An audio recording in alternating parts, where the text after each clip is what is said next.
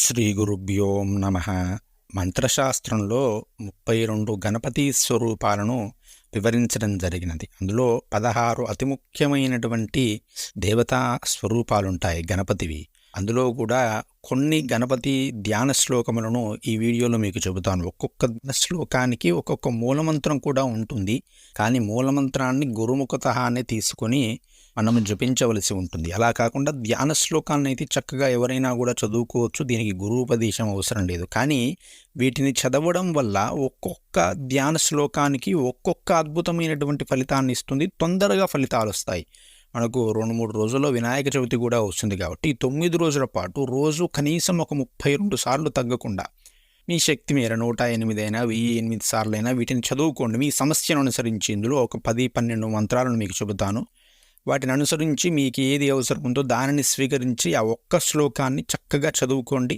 అద్భుతమైనటువంటి ఫలితాలను పొందుతారు. ముందుగా పిల్లల కోసం ఒక మంచి శ్లోకాన్ని చెబుతాను. బాలగణపతి మంత్రము అంటారు. ఇది పిల్లలు రోజు చేసుకున్నట్లయితే ఒక 21 రోజుల పాటు 41 రోజుల పాటు 9 రోజుల పాటు చేసుకున్నట్లయితే వారికి సరైనటువంటి బుద్ధి అనేది రావడం జరుగుతుంది. బుద్ధి వికాసము కానీ చదువుకోవట్లేదండి, పిల్లలు మాటినట్లేదండి అంటారు కదా. ఏ విధమైన సమస్యలైనా సరే అవి తీరిపోతాయి బాలగణపతి ధ్యానం ద్వారా. అదేమిటి అంటే కరస్థ కదలీచూత పనసేక్షుకమోదకం బాలసూర్యమిమం వందే దేవం బాలగణాధిపం అని బాలగణపతి ధ్యాన శ్లోకము.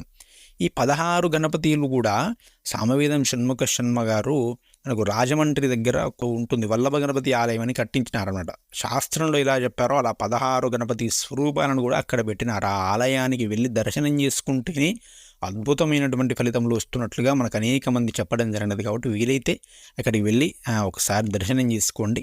అవసరం ఉన్నటువంటి శ్లోకాలను చదువుకోండి. ఆ తర్వాత రెండవది తరుణ గణపతి శ్లోకము. తరుణము అంటే మనకు కాలం కలిసి రావట్లేదండి, నా టైం నడవట్లేదు, బ్యాడ్ టైం నడుస్తుంది అంటారు. కొంతమంది ఎంతో కష్టపడతారు కానీ పని అనేది పూర్తి కాదు. అస్సలు ఏ పని తాము చేద్దాము అనుకున్నటువంటి పని టైంకు పూర్తి కాకుండా ఆగిపోతూ ఉంటాయి కదా. వారు ఈ యొక్క ధ్యాన శ్లోకాన్ని రోజు ఒక 32 సార్ల చొప్పున ఒక 9 రోజులు, ఈ 9 రోజులు కానీ 21 రోజులు 41 రోజులు చేస్తే చక్కటి ఫలితాలు వస్తాయి. ఏమిటి ఆ శ్లోకం అంటే పాశాంకుశాపూప కపిద్ధ జంభూ స్వదంతశాలీక్షుమపి స్వహస్తై దత్తే సదాయస్తరుణారుణాభః పాయాత్ సయుష్మాం స్తరుణో గణేశ అని ఇది తరుణ గణపతి ధ్యాన శ్లోకము.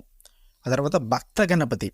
భక్తి అంటే వినయము, విధేయత అనేది ఉండాలి ప్రతి మనిషికి కూడా. ఇప్పుడు పిల్లలను చూసినట్లయితే నేటి సమాజంలో చాలా దారుణంగా తయారవుతున్నారు. పెద్దలన్నా గౌరవం ఉండట్లే, తల్లిదండ్రులన్నా గౌరవం ఉండట్లే, తాతలన్నా గౌరవం ఉండట్లే, ఉపాధ్యాయులన్నా గౌరవం ఉండట్లే, ఎవ్వరి మీద గౌరవం లేదు. అంతా కూడా అహంకారము. భగవంతుని మీద కూడా భక్తిభావం ఉండట్లేదు. చాలామంది కామెంట్స్లో అడుగుతున్నారు, మా పిల్లలకు భక్తి రావాలండి, మా ఆయనకు భక్తి రావాలి అండి అని. ఈ శ్లోకాన్ని రోజు కూడా మీరు వారి పేరు చెప్పి ఒక 10 రోజులు చదవండి. ఆ తర్వాత వారంతట వారే చదివేటువంటి ప్రయత్నం చేస్తారు. మనసులో భక్తిని, వినయాన్ని, విధేయతను పెంచి సరైనటువంటి మార్గంలో ఆలోచించే విధంగా, మన తత్వము, మన యొక్క బుద్ధి సరైనటువంటి విధంగా క్రమశిక్షణాయుతంగా ఉండే విధంగా ఈ గణపతి ధ్యానం అనేది చేస్తుంది. కాబట్టి ప్రతి ఒక్కరూ కూడా చేసుకోదగినటువంటి ధ్యాన శ్లోకము ఇది. నాలికేరామ్ర కదలీ గొడపాయసధారిణం శరచంద్రాభవపుషం భజే భక్తగణాధిపం. ఇది భక్త గణపతి స్తోత్రం. చాలా సులభంగా ఉంటాయి కానీ అద్భుతమైనటువంటి ఫలితాలను ఇవ్వడం జరుగుతుంది. ఆ తర్వాత సిద్ధి గణపతి స్తోత్రము. మనం చేసినటువంటి పని పూర్తి కాదు, లేదా ఆ పనిని మనం అనుభవించము, బాగా కష్టపడతాము, కొన్ని రోజుల పాటు కష్టపడతాము, కానీ అందుకు తగ్గ ఫలితము అనేది రాదు, సిద్ధి అనేది రాదు, కంప్లీట్నెస్, ఫుల్ఫిల్నెస్ అనేది ఉండదు. జీవితంలో ఎంత కష్టపడ్డా కూడా ఏదో లేదు అనేటువంటి లోటు అనేది ఉంటుంది కదా, సిద్ధి. లేదా అవసరానికి తగ్గట్టుగా ధనం రాకపోవడం, ఇవన్నీ కూడా సిద్ధి, ఫుల్ఫిల్నెస్ అనేది లేకుండా అసంతృప్తిగా ఉన్నప్పుడు యథాశక్తిగా ఎన్నో ఒక రోజులు చేయండి, చక్కగా ఫుల్ఫిల్నెస్ అనేది వస్తుంది. పవచూత ఫల పుష్పమంజరీ చేక్షుదండతిల మోదకై సహ ఉద్వహన్ పరశు హస్తతే నమః శ్రీ సమృద్ధియుత హేమపింగళ ఎనను హేమపింగళ గణపతి అనేటువంటి పేరుతో కూడా పిలుస్తారట. తర్వాత విఘ్న గణపతి, పనుల్లో ఆటంకాలు వచ్చేటప్పుడు పనిని ప్రారంభించే ముందు ఈ విఘ్న గణపతి ధ్యానం చేసినట్లయితే పను ఏ విధమైనటువంటి ఆటంకాలు లేకుండా వివాహాలు ప్రారంభం చేస్తూ ఉంటాము, సంబంధాలు వస్తూ ఉంటాయి, అస్సలు కుదరవు. ఉద్యోగ ప్రయత్నాలు ప్రారంభిస్తాము, అస్సలు ఉద్యోగం రాదు. చదువు ప్రారంభిస్తాము, చదువులో తరచూ ఆటంకాలు వస్తుంటాయి. ఏ పని మొదలుపెట్టినా విఘ్నములు తరచూ ఇబ్బంది పెడుతున్నాయి, ఆటంకాలు వస్తున్నాయి, స్ట్రక్స్ అయిపోతున్నాయి అనుకున్నప్పుడు ఈ శ్లోకాన్ని రోజు కూడా నిత్యము ధ్యానం చేయండి యథాశక్తిగా. చక్కటి ఫలితాలు, ఎటువంటి ఆటంకము లేకుండా, విఘ్నములు లేకుండా గణపతి అనుగ్రహంతో పనులు పూర్తవుతాయి.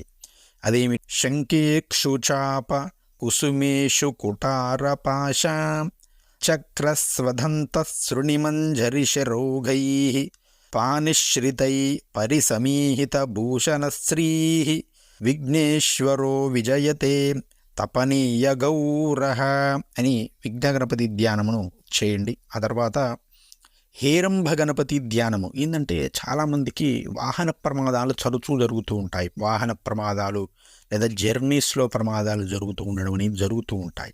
అలాంటి వారు ఈ శ్లోకాన్ని చదివి వారు ప్రయాణాన్ని ప్రారంభిస్తే, లేదా మనం తీర్థయాత్రలకు వెళ్ళడం లేదా సుదూరమైనటువంటి ప్రయాణాలకు వెళ్ళడం, అలాంటి సమయంలో ఎలాంటి ఆటంకము కానీ ఇబ్బంది కానీ లేకుండా ఆ ప్రయాణం పూర్తవ్వాలి అనుకున్నప్పుడు ఈ శ్లోకాన్ని చదివి ఆ ప్రయాణాన్ని ప్రారంభించినట్లయితే వాహన ప్రమాదాలు లేకుండా మన ప్రయాణము అనేది, జీవన ప్రయాణం కూడా సవ్యంగా సాగుతుంది. కాబట్టి ప్రతి ఒక్కరు కూడా దీన్ని ప్రయాణాన్ని ప్రారంభించే ముందు చదువుకోండి. రోజు చదవాల్సిన అవసరం లేదు. ప్రయాణాన్ని ప్రారంభించే ముందు ఎవరైతే ప్రయాణానికి వెళ్తున్నారో వారంతా కూడా ఒక 11 సార్లు దీన్ని చదవండి. అభయవరదహస్త పాశదంతాక్షమాలా శృణి పరశుదధానో ముద్గరం మోదకం చ ఫలమధిగత సింహ పంచమాతంగ వక్త్రో గణపతిరతి గౌరః పాతు హేరంబనామా అని ఈ యొక్క నామాన్ని చదవండి. ఆ తర్వాత అందరికీ ముఖ్యమైనది, అత్యంత ఆవశ్యకమైనది ధనము.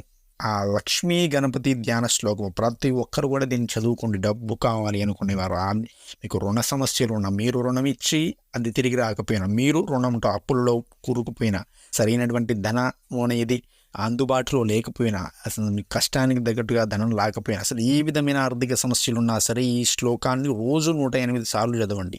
41 రోజులు చదవండి. ఆ తర్వాత 32 సార్లు చదవండి. అద్భుతమైనటువంటి ఫలితాలు వస్తాయి. ఆర్థికంగా అద్భుతాలు చేయగలుగుతుంది లక్ష్మీ గణపతి ధ్యానం. కాబట్టి ఖచ్చితంగా ప్రతి ఒక్కరూ చేసుకోండి. ఇది బిభ్రానశ్చుక బీజపూరక మిలన్ మాణిక్య కుంభాకుశాన్ పాశం కల్పలతాం చ ఖడ్గ విలసజ్యోతిస్సుధా నిర్గరః శ్యామేనాత్తసరోరుహేన సహితం దేవీద్వయం చాంతికే గౌరాంగో వరదానహస్త సహితో లక్ష్మీ గణేశోవతాత్.